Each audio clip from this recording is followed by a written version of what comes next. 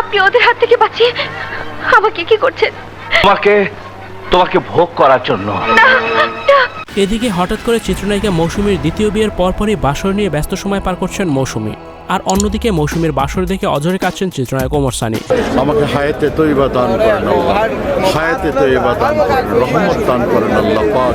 আল্লাহ পাক, আল্লাহর কাছে আপনার কাছে পানা আছে, আপনি আমার গুনাহ খাতা মাফ করেন আল্লাহ পাক। আল্লাহ আপনি আমার গুনাহ খাতা মাফ করেন। বাংলাদেশের মতো দেশে আসলে হচ্ছেটা কি? একদিকে রাজনৈতিক অঙ্গনে নিজের দল গণ অধিকার পরিষদ ছেড়ে বিএনপিতে যোগ দিচ্ছে ভিপি নুরুল হক নূর, আর অন্যদিকে নিজের স্বামীকে ডিভোর্স না দিয়ে যুক্তরাষ্ট্রের মতো দেশে আবারও বিয়ের পিড়িতে বসলেন চিত্রনায়িকা মৌসুমী। এই অভিনেত্রী দীর্ঘদিন ধরে মানসিকভাবে অসুস্থ। নিজের স্বামী ওমর সানিকে এই বাংলাদেশে রেখে তিনি নিজেই একা চলে গিয়েছে যুক্তরাষ্ট্রে, আর সেখানে গিয়ে নিজের ইচ্ছেমতো দিন পার করছেন বলে একটি সূত্র নিশ্চিত করেছেন। এরই মধ্যে আবার নেট পাড়ায় গুঞ্জন উঠেছে বাংলাদেশের অভিনেতা ও নির্মাতা হাসান জাহাঙ্গীরের সাথে বিবাহ বন্ধনে আবদ্ধ হয়েছেন মৌসুমী বলে জানা গিয়েছে। তবে এই বিষয়ে চিত্রনায়িকা মৌসুমী তার ব্যক্তিগত হ্যান্ডেল ফেসবুকে এই বিষয়ে নিশ্চিত কোনো তথ্য শেয়ার করেননি। আর অন্যদিকে ওমর সানি মৌসুমীর এমন কর্মকাণ্ডে দেখে একটি ইউটিউব চ্যানেল খুলে কখন যে কোন ধরনের ভিডিও আপলোড দিচ্ছে সেই চ্যানেলে তিনি নিজেও জানেন না।